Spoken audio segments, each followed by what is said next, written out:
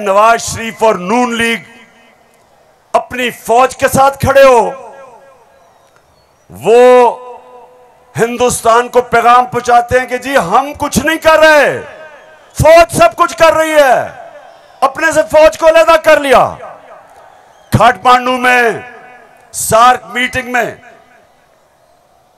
बरका दत्त किताब में लिखती है कि नवाज शरीफ छुप छुप के नरेंद्र मोदी को मिल रहा था अपनी फौज से डर के।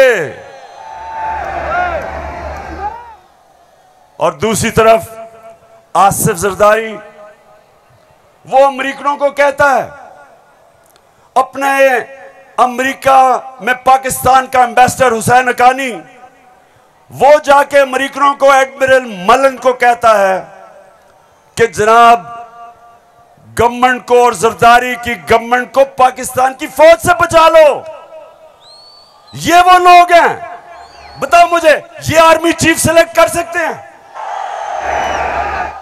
क्या? हम इतने अहम ओहदे इन दोनों चोरों के हाथ में देंगे? नहीं देंगे।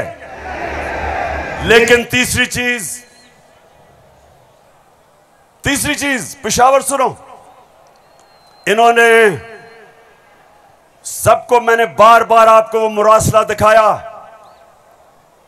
जो अमेरिकी अंडर सेक्रेटरी ने धमकी दी पाकिस्तान को, पाकिस्तान के एम्बेसडर असद मजीद को, कि अगर तुमने इमरान खान को ना हटाया तो पाकिस्तान को मुश्किलों का सामना करना पड़ेगा।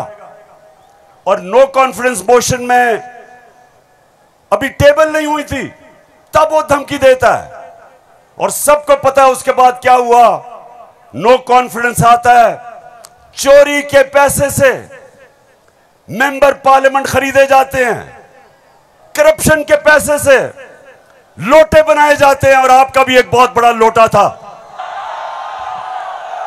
कौन लोटा था आपका?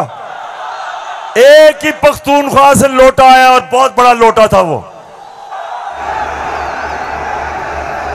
लोटों पे पैसा चलता है, लोटों पे नोट चलते हैं, और उसके बाद हमारी हुकूमत गिराई जाती है और इनको इंपोर्टेड हुकूमत ऊपर लगाई जाती है।